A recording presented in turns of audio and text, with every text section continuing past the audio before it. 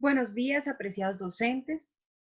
Mi nombre es Yana Marcela Galvis Villamizar, soy estudiante del programa de licenciatura en Humanidades y Lengua Castellana y hoy voy a contarles un poco acerca de mi proyecto de grado.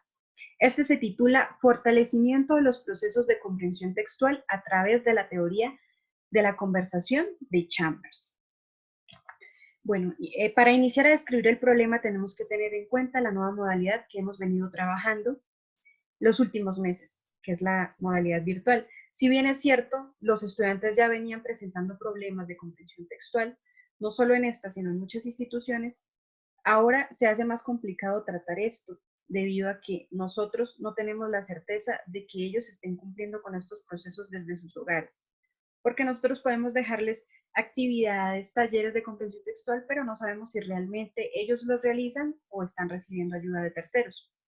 Por eso surge esta propuesta, cómo hacer que el niño lea desde el hogar y cómo comprobar nosotros que sí lo están haciendo de verdad. Primero que todo, pues decir dónde hice mis prácticas. Fue en un colegio privado de mi pueblo, yo soy de Berlín, Santander, y el colegio es de índole religioso, es un colegio adventista. Tiene pocos estudiantes y pues al ser rural, la mayoría de las personas o familias no tienen, digamos, las facilidades para tener un computador, un celular, acceso a Wi-Fi, internet o internet ilimitado, por lo que es más difícil la conectividad con ellos, con esas personas. ¿Sobre qué? Sobre, en este caso, la comprensión textual. ¿Cómo? Por medio de la teoría de Chambers, que ya más adelante les voy a explicar de qué se trata. ¿El por qué? Porque esta es la competencia en la que mostraron más falencias. ¿Y para qué? Pues para fortalecer estos procesos. Planteamiento del problema. Bueno, primero se tuvo que hacer una observación de la institución y una prueba de diagnóstico en la que se realizó un cuestionario de 55 preguntas donde se trataba de averiguar generalidades de la institución, cómo estaban manejando todo esto de la nueva modalidad virtual, cómo estaban llevando las clases, cómo era el desempeño de los docentes, con qué recursos contaban, la institución cómo ayudaba a esos estudiantes que no tenían facilidades para conectarse, etcétera. O sea, más o menos conocíamos ahí todo sobre la institución. Después de esto, a partir de esto surge la pregunta, ¿cómo me transformo o cómo transformo mi identidad docente en contexto virtual o alternativo para la enseñanza y aprendizaje de los procesos de comprensión textual? ¿Por qué coloqué virtual o alternativo? Porque, como ya mencioné anteriormente, muchos no tenían la facilidad de conectarse. Entonces, lo más fácil para ellos era asistir a la institución y reclamar los trabajos y todo, pues, en copias, en físico. Entonces, esa era como la alternativa. Formulación de los objetivos. Bueno, en general queríamos promover la lectura en voz alta como estrategia para la comprensión de textos. Y para esto teníamos que primero realizar un diagnóstico sobre qué debilidades, qué fortalezas tenían los estudiantes, para luego pensar en hacer el diseño de unas estrategias didácticas que pudiesen ser utilizadas a través de la virtualidad o a través del WhatsApp, que en este caso era el único medio que se estaba utilizando. Y por último, determinar la incidencia, cómo esto logró impactar esta comunidad, cómo estábamos antes, cómo estábamos ahora después de todo esto. Para esta investigación se tomaron antecedentes internacionales, nacionales, regionales y locales. En este caso, el primero tiene que ver con la narración oral, el rescate de la oralidad para la comprensión lectora. El segundo es la implementación de talleres creativos, no solamente fortalecer, sino de qué manera lo estaba haciendo. En este caso, talleres creativos. Y el tercero, el regional, nos hablaba ya de cómo articular las TIC en el proceso de lectoescritura. Entonces ahí ya nos hablaba más, nos acerca más a lo que nosotros intentamos hacer, que es involucrar la tecnología en esta nueva era. Y la última, pues nos hablaba sobre la incidencia también de las TIC sobre la lectura en voz alta para los procesos de microenseñanza. Dentro de la fundamentación teórica tenemos muchos autores, pero en este caso quise rescatar tres. Obviamente Chambers, que es el autor principal, con su teoría de la conversación, en la que dice que cuando leemos en voz alta, podemos hacer que la otra persona, la que nos está escuchando, vaya imaginando lo que estamos leyendo, vaya escuchando la historia, y que al haber ese intercambio de, bueno, yo le cuento a la otra persona lo que leí, vamos a poder lograr que el niño hable bien de lo que lee y puede incentivar a otros, acompañarlo en esa lectura, y entre los dos pueden sacar conclusiones o llegar a reflexiones más profundas que por sí solos no lo hubiesen podido hacer. El segundo teórico es Núñez, en 2010, que nos dice que comprender un texto consiste en entender lo que el autor ha querido expresar, pero no solo entenderlo y ya, sino nosotros también dar una opinión personal, ser lectores críticos. El tercer autor nos habla de identidad del profesional, identidad docente, y nos dice que una buena práctica es creada en contextos singulares. Es decir, en este momento estamos en un contexto diferente, salimos de nuestra zona de confort, ya no estamos haciendo las clases presenciales como se solían hacer, sino que ahora tenemos que buscar estrategias para poder dar las clases de una manera virtual, teniendo en cuenta las necesidades de la comunidad en la que estamos trabajando.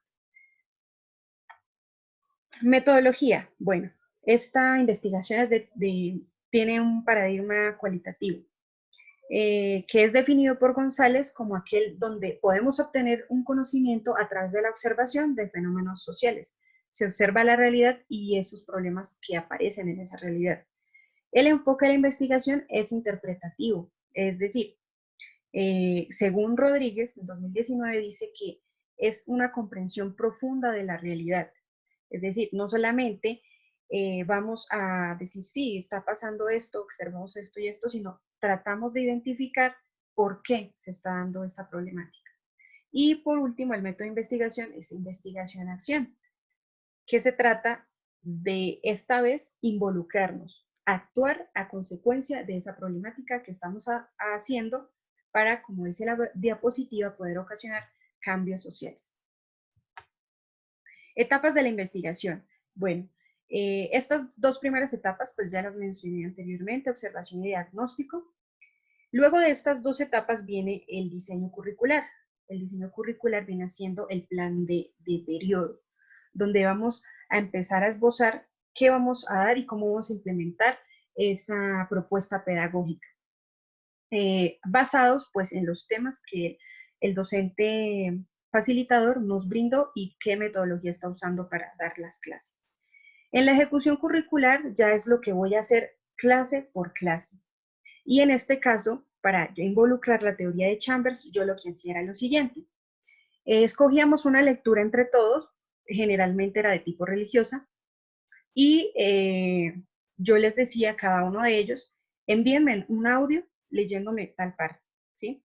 Entonces hacíamos básicamente tres lecturas. La primera, una lectura normal en la que yo podía identificar cómo estaba leyendo el estudiante a nivel general. Segunda, ya era una lectura más como narrativa, como una lectura donde ya poníamos tono de voz, respetábamos signos de puntuación, pausas, todo este tipo de cosas. Y la tercera lectura era ya no tan literal, sino que el niño me contaba qué era lo que había leído, de qué se trataba, qué le había gustado, quiénes eran los personajes, qué le parecía, qué opinaba de la actitud de ellos, se la recomendaría a alguien, ¿sí? Ahí era donde se daba la conversación, cuando él me contaba a mí o le contaba a un compañerito qué había leído, si le había gustado y todo eso. Después viene la etapa de aplicación de instrumentos. En este caso, la evaluación final y la entrevista. También cabe resaltar que para obtener estos datos teníamos tres medios. Tuvimos tres medios: el diario de campo, la prueba final y la entrevista. En el diario de campo, este se estructuraba de tres pasos. Primero, una descripción general de lo que había pasado, del evento en general. Después, el segundo apartado venía siendo una reflexión, obviamente con fundamentos teóricos de lo que había pasado y finalmente una conclusión que daba el mismo docente en formación. Posterior a ello viene la prueba final. La prueba final estaba compuesta más o menos de 20 a 25 preguntas de acuerdo a los temas vistos y, digamos, había 5 de producción textual, 5 de comprensión e interpretación, 5 de literatura. Esto formaba 25 a 20 preguntas, dependiendo de la cantidad de preguntas que queríamos utilizar. Sin embargo, la profesora, por temas de flexibilidad, decía que debíamos cortar algunos ítems para que no fuera tan larga, ya que esta prueba la hacíamos por una aplicación, por una plataforma que se llama Quizzes. Y en esta aplicación fue el primer reto, digamos, para mí, porque tuve que aprender a utilizarla, aprender a manejarla. Esta plataforma nos ofrece la oportunidad de hacer preguntas de diverso tipo, por ejemplo, de selección múltiple, preguntas abiertas o preguntas de relación. A cada pregunta podíamos asignarle un tiempo determinado, pero los estudiantes a la hora de hacerla no podían devolverse. Por ejemplo, si ya respondieron la primera tal respuesta, ya no podían devolverse a corregir. Y además de eso, las preguntas le salían en desorden, no salían en el mismo orden en que nosotros las poníamos y podíamos ir haciendo, digamos, una supervisión, un chequeo, porque se encendía la cámara y ellos iban ahí trabajando mientras nosotros observábamos lo que estaban haciendo. Ya les voy a mostrar cómo hicimos el análisis de esta prueba. Viene ahora la entrevista. La entrevista la hicimos con 3 estudiantes, los escogimos que tuviesen la facilidad de resolverla, ya sea por el celular o por el computador, que tuvieran acceso a internet, ya que era difícil hacerla presencial, así que lo que hicimos fue, bueno, lo que hice fue hacerla en un formulario de Google, y ahí ellos me iban respondiendo a las preguntas que iban dentro de la entrevista. Entonces vamos a ver la tabla de análisis de la prueba final. Entonces se tomaba cada factor, producción textual, comprensión de textos, y se colocaba la cantidad de preguntas. En el primer caso, producción textual, eran 4 preguntas y están numeradas en el orden en que estaban, o sea, el número del ítem. Entonces, la respuesta 3, que era de producción textual, entonces analizábamos o mirábamos cuántos errores tuvieron, cuántos aciertos y cuántas omisiones, cuántos no decidieron no responder.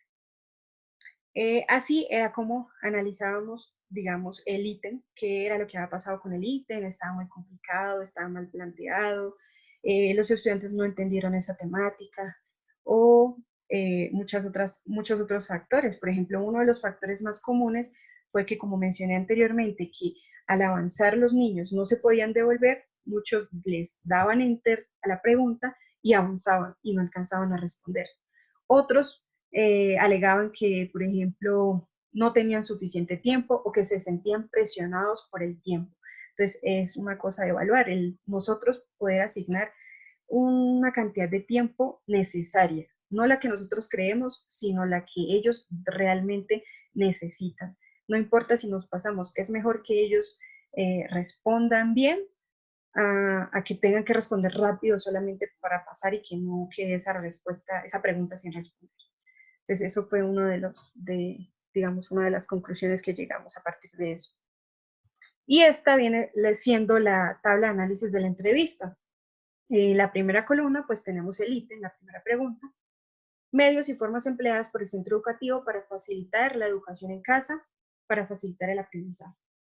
¿Sí? De acá, en la segunda columna, tenemos pues nuestros 3 informantes que estaban codificados, ¿sí? Para no tener que colocar el nombre del entrevistado. Entonces, colocamos el código EG, que significa estudiante, grado 9, curso A, y el número de la lista. En este caso, el número de la lista era el 3. En la tercera columna viene la respuesta. ¿Qué nos respondió esa persona?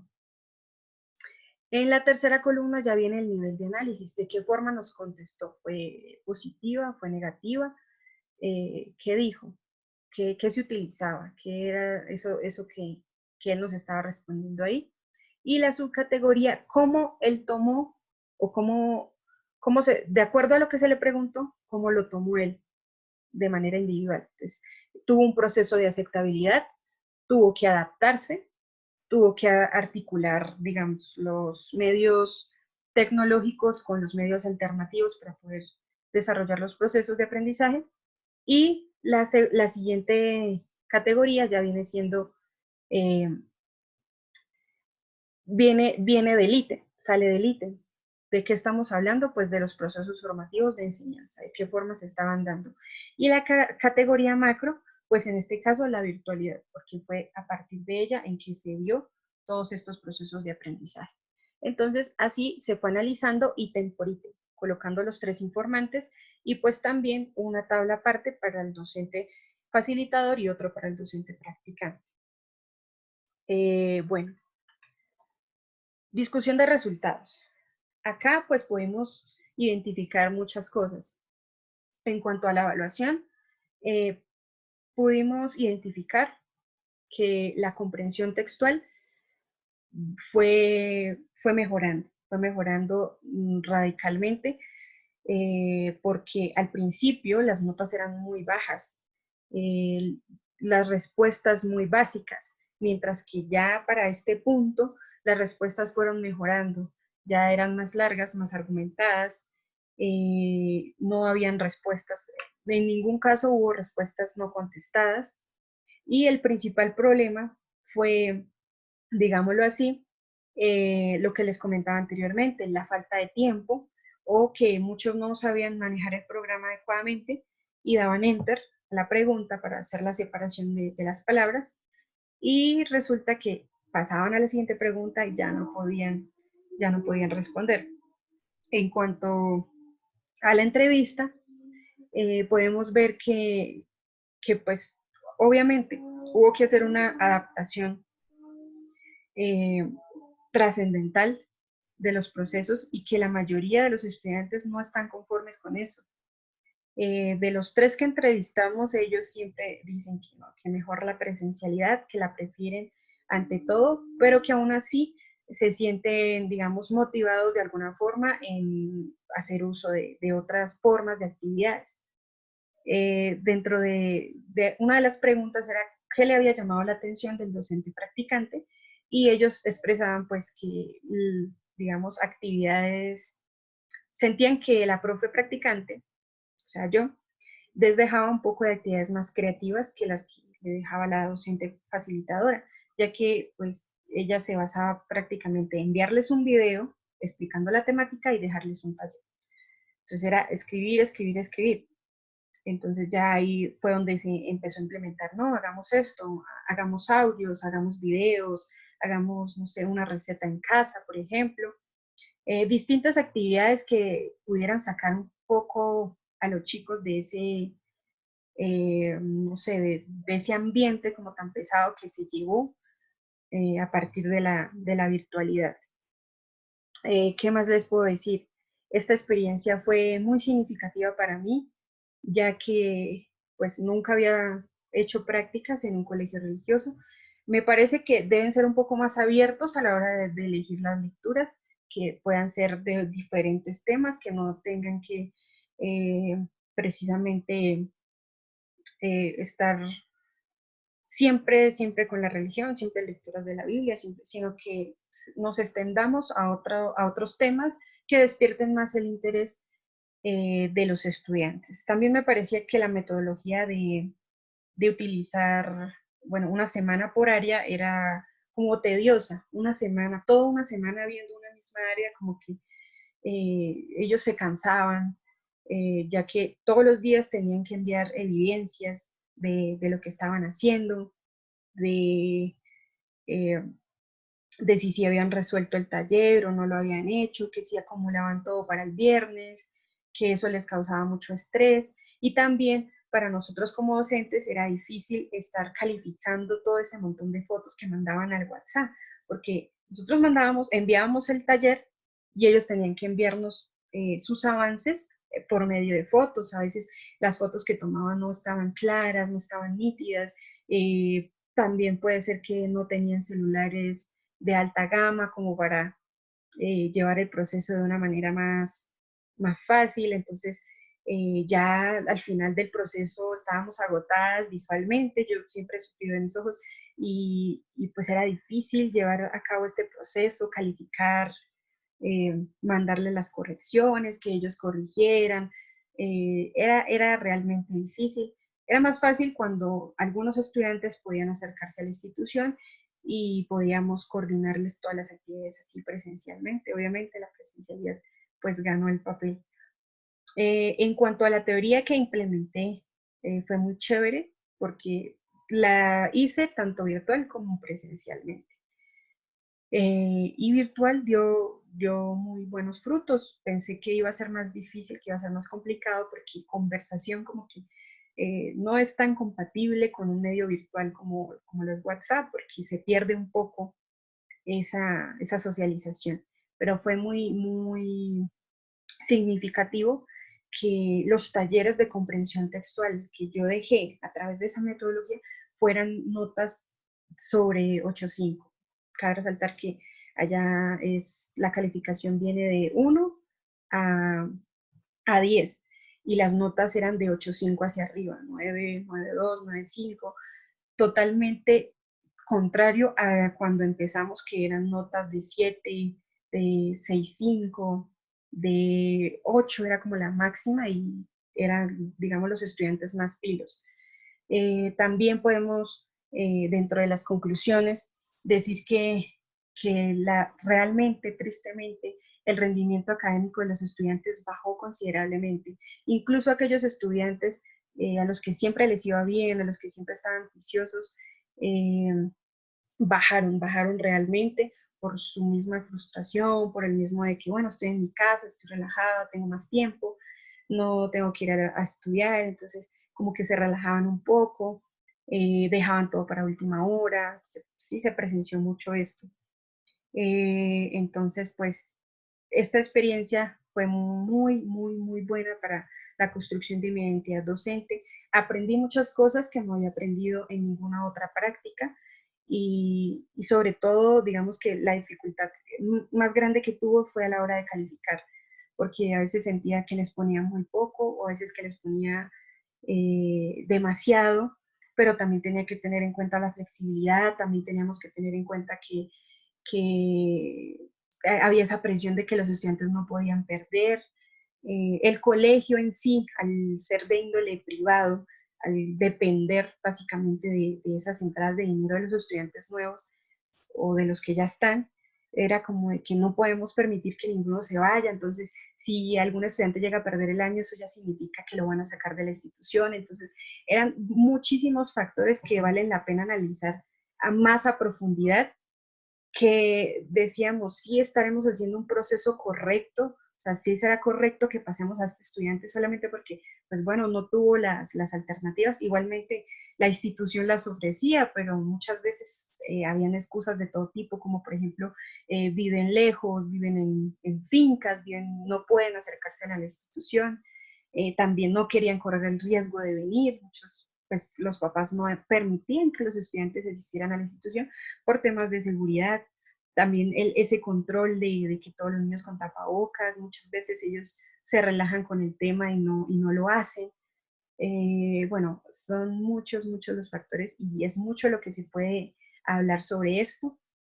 Y pues básicamente es esto, que esta teoría funciona muy bien, aunque pues hay que saberla adaptar, saberla utilizar y pues tener en cuenta que todos los estudiantes deben tener eh, al menos datos y al menos un celular inteligente para poder hacer ese intercambio. De lo contrario, pues no se puede hacer a menos de que sea de forma presencial. Y pues bueno, eso es todo. Estaré atenta a las preguntas. Muchas gracias.